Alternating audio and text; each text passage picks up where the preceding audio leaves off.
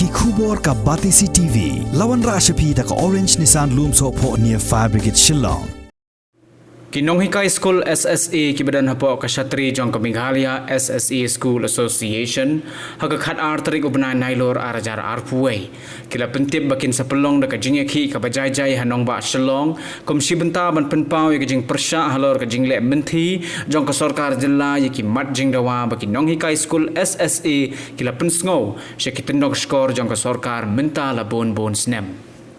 Hau kerwa bala pa syakilat pathai khubor Presiden jong ke MSSA SA upa Aristotle Rembai ulaong bakaseng kabala syong ya ke General Executive Council haka hanyotrik ubunai nailor arajar arpuway kala syim ya ke rai ban penlong deka jing yakhi kabajay kata deka jing ya syong kelany mengor haka khat sautrik ubunai nailor arajar arpuway hamadan malki Shillong kaban sedang nadu kapor arbaje nok phai sngi hadu kapor san baje janme.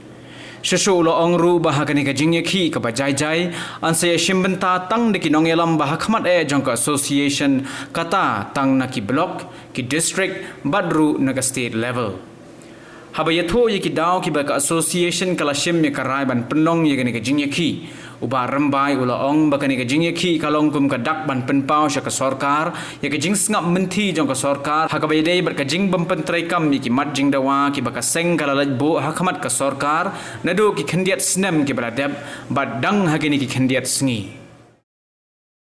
ban pentip shapi kila pathai khubor baka General Executive Committee jong ka Meghalaya SSA School Association kabala syong haka hanyotrik jong bunai September ngila shimya karai ban penlong ya ka peaceful protest sit in demonstration haka khatsauturik jong bunai September hapo malki playground Shillong nado ka por arbaje janmet hado ka por sanbaje janmet hakane ka peaceful protest on one banya shimbenta da baro ki nongelam bahakmat jong ka association ki bakentup nado ki nongelam haki block district par state level yakane ka peaceful protest ni penlong kum kadak ban penpau syaka sarkar halor ka jingskap menti jong ka sarkar ban pentrekam yakimat jingdawa ki ba nakaliang jong ka association ngela dep lejbo hakmat jong ka sarkar nado kini ki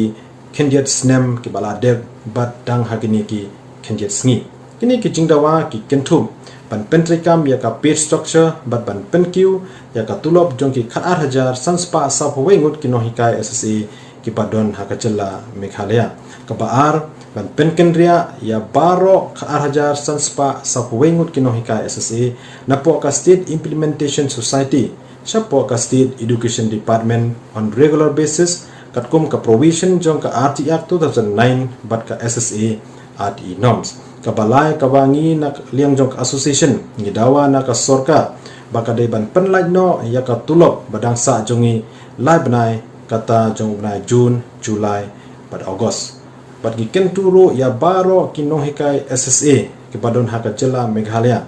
bahakani ka sngi ka ba nakaliang jongi ki noelam ni pelong